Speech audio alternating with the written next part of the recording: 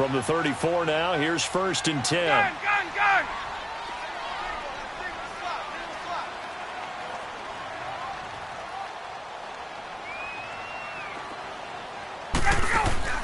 On 1st down, Ryan.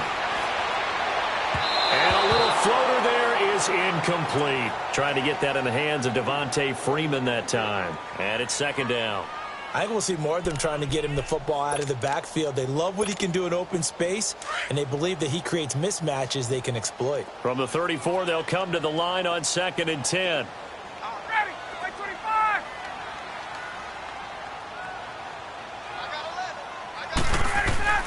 2nd and 10 now. Ryan getting it out left side to Sanu. And he'll go down at the 28. That catch good for 5. It's 3rd down. One thing you're hoping for when you run drag routes, you're able to hit a receiver in stride, and he can pick up a lot of yardage after the catch. But in this situation, the defense was effective, able to stop him before he could get a good head of steam going. That's going to be caught. And they are able to stop him, but he does take it all the way to the 2. They're able to convert on 3rd down, and that sets up a 1st and goal.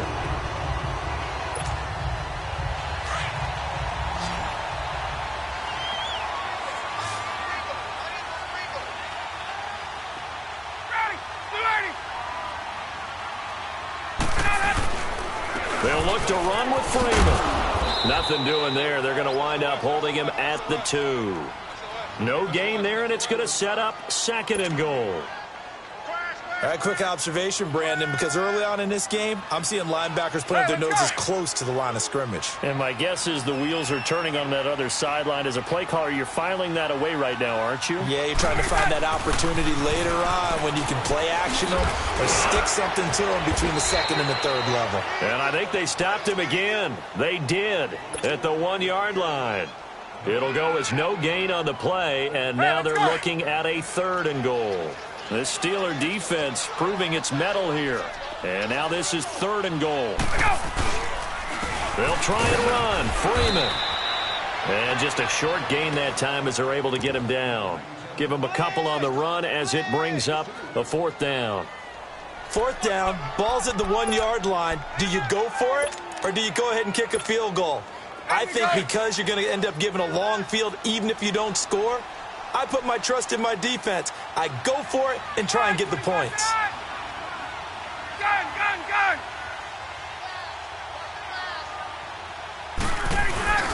They'll run it. Freeman. And he gets in. Touchdown, Atlanta. Devontae Freeman taking it in. And the Falcons have taken the early lead. Well, they just put a little sizzle in their steak there. 1st quarter, 4th and goal, run it in. A boost. I think they showed confidence in their defense by going for it. That's telling their defense, look, we're counting on you guys, and we know that we believe in you because we go for it here. Even if we don't get it, get field position on our side, and you'll stop them. Instead, they put it in the end zone and tally up 6 points. Football switches hands back to Pittsburgh, and speaking of the Steelers, that loss last week to Oakland did them no favors. A very surprising defeat, but they had a chance, if they had won that game, to put a little separation between them and Baltimore. And we all expected that going in, didn't we? They were favored going to Oakland to win against a Raiders team that had won 2 games prior to that. You knew Baltimore was going to have a struggle in Kansas City. We probably thought that they would lose, and they did in overtime. That would have given them a much better cushion, but they didn't play that well. Roethlisberger hurt, came back late. James Conner doesn't play with the ankle injury. They've got to get right, though, because they've got the New England Patriots coming to town. And then after New England, they go to New Orleans before finishing back home with Cincinnati. And this one is incomplete. He was looking to hit his running back, Le'Veon Bell, that time. And that'll bring up 2nd down. What I loved about meeting with these coaches before the game is we didn't even have to ask any questions. They told us that they were going to be aggressive and push the ball downfield. They weren't successful on that play, but look for them to try it again later. Eight. Jack 16. Again on 2nd and 10, it's Roethlisberger. And some room to roam now. And they're able to work this to the 25 before it's all said and done. They give them a gain of 38. He missed on his first 3 passes, was 0 for 3. Now gets a connection. Maybe that'll get him going. Yeah, it wasn't a time for panic, but there was some concern because once you start in a certain pattern, you're wondering, can you get out of it? And that flips the other way, too, when you're throwing it really well. In this case, now he's got his first completion. They think he might be off to the races. And he's able to get it to the edge of the red zone at the 20-yard line. It's a gain of 5 on the play, and it'll make it a second down.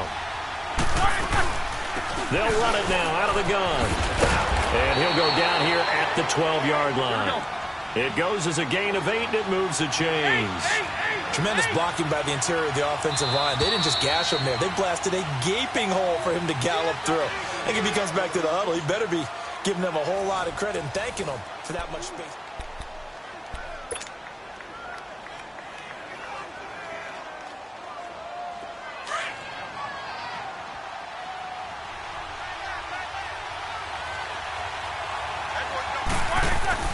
On first down, it's Roethlisberger. Throw left side, taken in by Washington. And they'll go backwards here, losing yardage to the 14. It's a loss of 2 there, bringing up second down.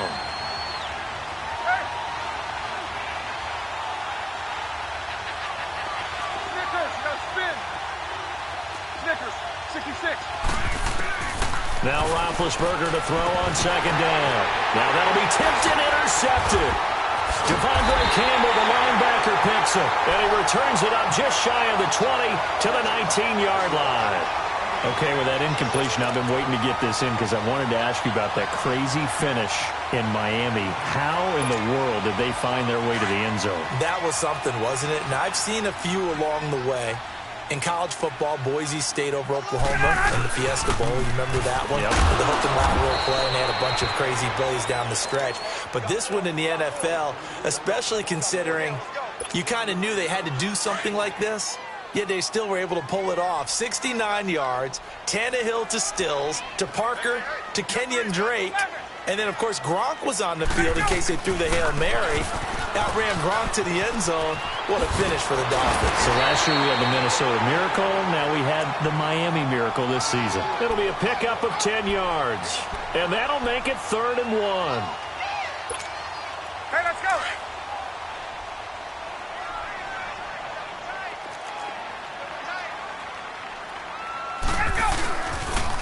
They'll toss it to Coleman. And he's able to get the first before he's taken down at the 36. It's an 8-yard pickup and leads to a new set of downs. His first carry of their second drive, pretty solid. And, of course, remember back to their first drive, really strong throughout that one. Not only is he getting good blocking up front, but how about his vision to find the holes? And he's seeing things before they even open and hurtling through them.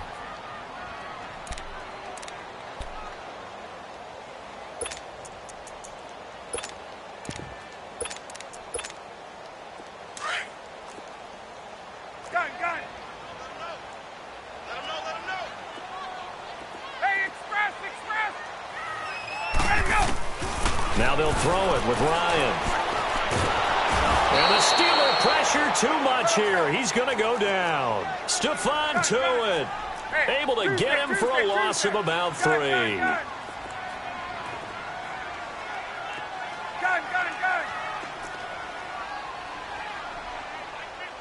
Hey, gun. 3rd and long. It's Ryan. He's going to loft this one deep left sideline. So they took a shot there on 3rd down, couldn't get it. Now it's 4th. I know exactly why I tried to throw the ball to Julio Jones there. He's never considered covered. He's either too fast or too strong. You always try and get it to him. Especially on those deep passes. And how about this? 4th and long, and they're going to go for it.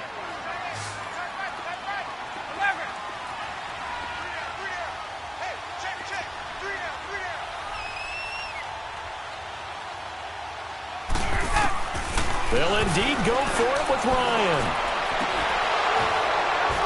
And this is going to be incomplete. A surprising move to go for it. Predictably, at least somewhat predictably, it doesn't pay off. And the Steelers, they're going to take over an excellent field position.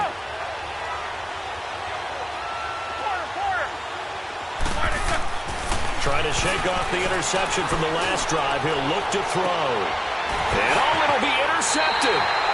Picked off by Robert Alford. You hear me laughing, partner, and I'm not laughing at the situation, but sometimes you just get yourself into a rut. It's hard to shake yourself out of it. Ryan will bring the Falcons up now 1st and 10 at their own 20-yard line. Tuesday.